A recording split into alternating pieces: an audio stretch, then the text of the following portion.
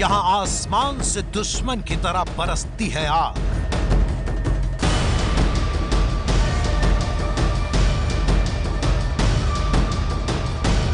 यहाँ दुश्मन की तरह हर वक्त जलाने को तैयार रहती है अंगारों की तरह तपती धरती।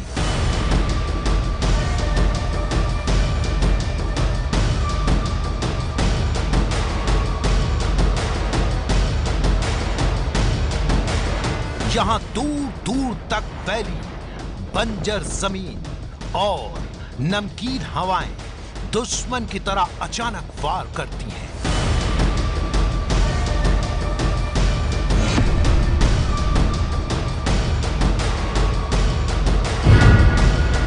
यहाँ समंदर की लहरें काल बनकर खींच ले जाती हैं।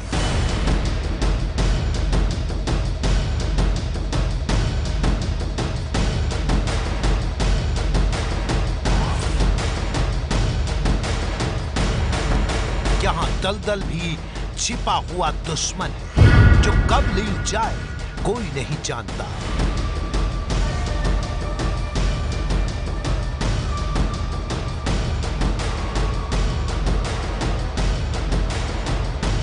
और सबसे बड़ा खतरा सीमा पार के दुश्मनों का, जो जमीन और समंदर दोनों रास्तों से हर वक्त देश पर हमले के लिए घात लगाए रहते हैं।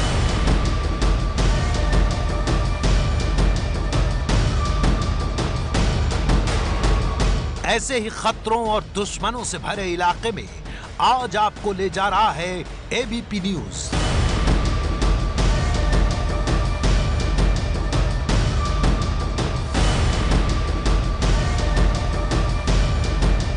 आज हम आपको मिलवा रहे हैं देश के उन जाबाजों से जो एक साथ कई दुश्मनों का सामना कर रहे हैं ताकि वतन सुरक्षित रहे।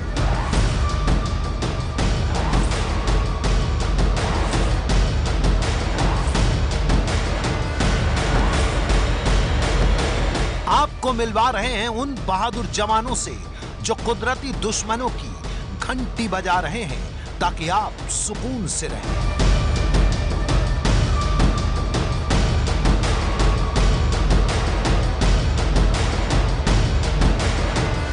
आपको मिलवा रहे हैं उन वीर सपूतों से जो मगरमच्छ यानी क्रोकोडाइल की तरह जमीन और पानी में हर वक्त पहरा देते हैं।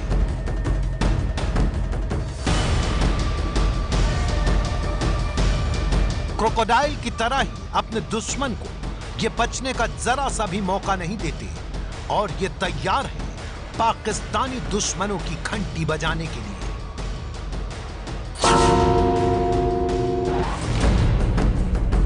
देश के पश्चिमी हिस्से में गुजरात के कच्छ का रण, पाकिस्तान की सीमा से सटा है यह इलाका। इसकी सुरक्षा की जिम्मेदारी बॉर्डर सिक्योरिटी फोर्स यानी बीएसएफ के कंधों पर है। इस बेहद खतरनाक इलाके में बीएसएफ ने पहरेदारी के लिए अलग अलग दस्ते बना रखे हैं, लेकिन सबसे बड़ी जिम्मेदारी जिसके कंधों पर है वो है क्रीक क्रोकोडाइल कमांडो। बताइए कार्रवाई में किसी को शक?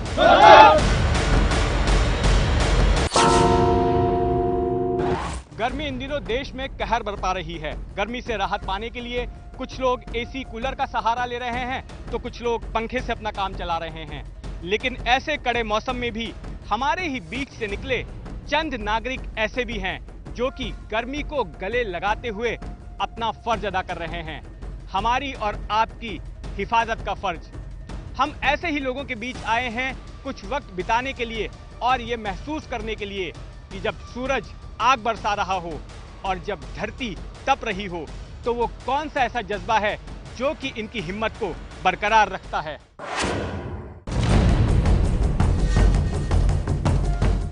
क्रीक क्रोकोडाइल कमांडो के जज्बे और हिम्मत की पूरी तस्वीर आपको दिखाएंगे, पर पहले बात इस दलदल की। ये कैसा दलदल है, कितना खतरनाक है और कमांडो नंगे पैर इसमें क्यों चल रहे हैं? इन सवालों के जवाब दिए अखंड प्रताप शाही ने, जो कि क्रीक क्रोकोडाइल फोर्स के कप्तान हैं। 10 हफ्ते की ट्रेनिंग कराई जाती है। उसमें mud walking, survival technique, survival पे विशेष ध्यान दिया जाता है। इसके अलावा भी ट्रेनिंग के बाद जब हम डिप्लॉय हो जाते हैं बॉर्डर पे, तो इसकी प्रैक्टिस लगातार करते रहते हैं। और बेसिक टर्म्स में बताएं आपको, तो जब भी चढ़ाई पे चढ़ते हैं, मतलब जहाँ पे स्लोप ऊपर की तरफ है, तो पंजे को दबाते हुए चलते हैं और ढलान में एड़ियों को दबा के आगे बढ़ते हैं। जो हमारे क्रीक के साथ जुड़े हुए बेट हैं, बेट पे जहरीले सांप, बिच्छू भी पाए जाते हैं। जहरीले सांप में वाइपर की संख्या सबसे बहुतायत मात्रा में है। दलदल ही नहीं, रन की ये पूरी जमीन बेहद खतरनाक है, क्योंकि समंदर की लहरें इसे भिगोती रहती हैं, जिससे नमक जमीन और हवा में घुला होता है और इंसानी जिस्म को कई गंभीर बीमारियों से भर देता है। जो जमीन है यहाँ की वो गर्म हो जाती है, तो नीचे से भी गर्मी आती है और ऊपर से भी गर्मी आती है, और इस गर्मी में भी सीमा प्रहरी खड़ा होकर ये ड्यूटी निभा रहा है। इसके अलावा अभी जो पश्चिमी मानसून है वो शुरू हो चुका है। आप देख रहे हैं 45 से 50 किलोमीटर की हवाएं यहाँ चल रही हैं। ये हवाएं जो हैं वो नमकीन के पार्टिकल्स कैरी करती हैं, रेत कैरी करती हैं, जो कि हमारे शरीर में, जवानों के शरीर में चिपक जाती हैं और इससे शरीर में जलन होती है, आंखों में जलन होती है। यही वजह है कि अपने सिर और आंखों को बचाने के लिए ये कमांडो हर वक्त कपड़े और काले चश्मे का इस्तेमाल करते हैं। गुजरात में पाकिस्तान की सटी सीमा पर 261 किलोमीटर में फेंसिंग और 293 किलोमीटर में फ्लड लाइट लग चुकी है। कच्छ के रण का 90% हिस्सा भारत और 10% हिस्सा पाकिस्तान के पास है। गुजरात की पाक से 508 किलोमीटर की सीमा लगती है और यहाँ बीएसएफ की 135 सीमा चौकियां हैं। लेकिन कच्छ के रण के एक बड़े इलाके में कहीं किसी तरह की बाढ़ नहीं है।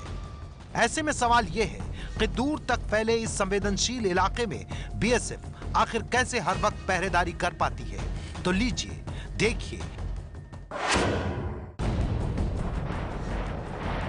यह है एटीवी यानी ऑल टेरेन व्हीकल, जो कच्छ के रण में बीएसएफ का खास साथी है।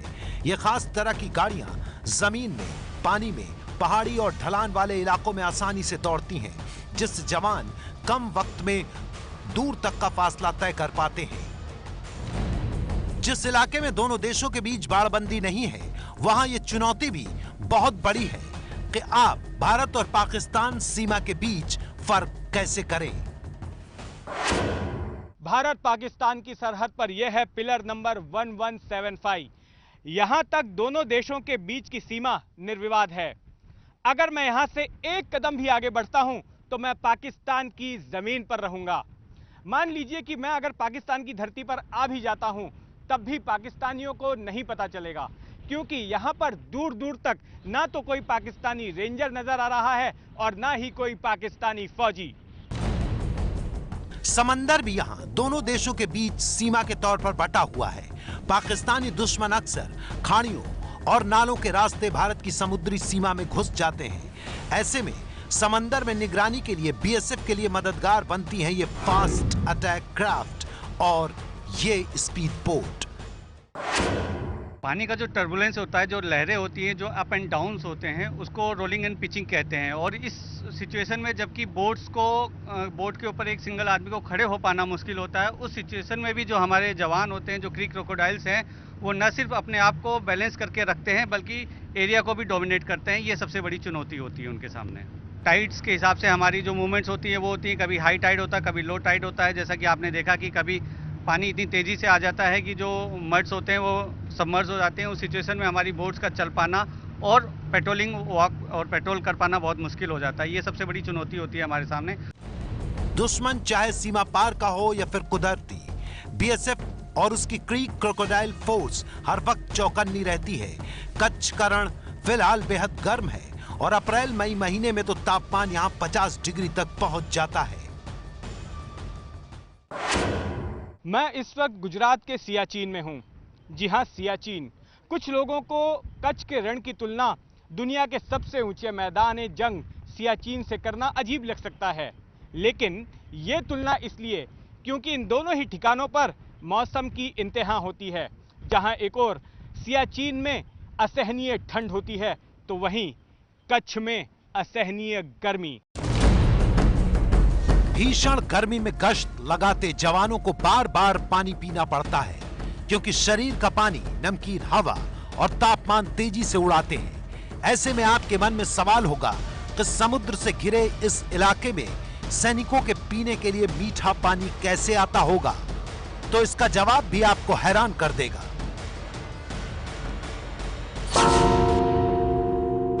हम इस वक्त बीएसएफ की ट्राई जंक्शन पोस्ट पर हैं। यहां से ही हरामी नाला 3 अलग अलग दिशाओं में बट जाता है और यहां पर ना तो बिजली की व्यवस्था है ना खाने पीने की, और खाने पीने का सामान यहां पर ऑल टेरेन व्हीकल या फिर बोट्स के जरिए लाया जाता है। मेरे हाथ में पानी का जो ग्लास आप देख रहे हैं, इसमें समुद्र का पानी भरा हुआ है। आप सोच सकते हैं कि समुद्र का पानी पिया कैसे जा सकता है, तो इसका जवाब है ये फिल्टरिंग मशीन। ये मशीन समुद्र के खारे पानी को पीने लायक बनाती है और इसी से यहां मौजूद सिपाहियों का काम चलता है। दिन में एक बार चार्ज करते हैं इसमें, जिसमें इससे पानी से भर दिया जाता है। इसके सारे चैनलों में पानी आ जाता है, जिसके बाद जब धूप निकलती है ये रिफ्लेक्टर की मदद से ये पानी जो है इसको हीट करते हैं और ये पानी है वो वेपर में, भाप में कन्वर्ट होता है और उस वेपर को हम लोग कलेक्ट करते हैं और उसे हम पीने के लिए यूज़ करते हैं। 24 घंटे में इसकी कैपेसिटी है वो 10 से 12 लीटर एक प्लांट की। पानी कैसे मिलता है ये तो पता चल गया, पर खाने का इंतजाम कैसे किया जाता है?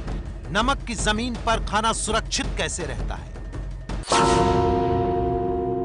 खाना हम लोग यहाँ पे तीनों टाइम ब्रेकफास्ट, लंच और डिनर हम वहाँ अपनी BOP 1175 से यहाँ पे बोट के जरिए या ATV के जरिए ही भेजते हैं।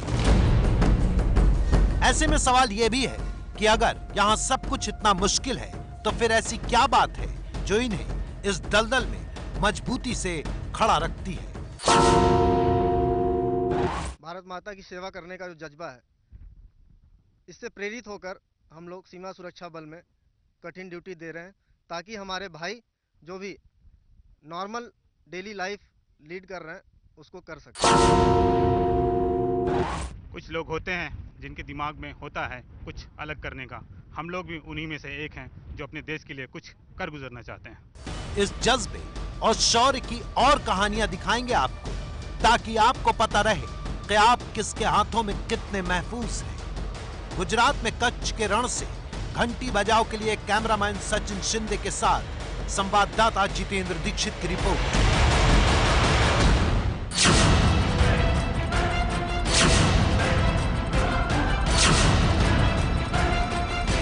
ये है ABP न्यूज़, आपको रखे आगे।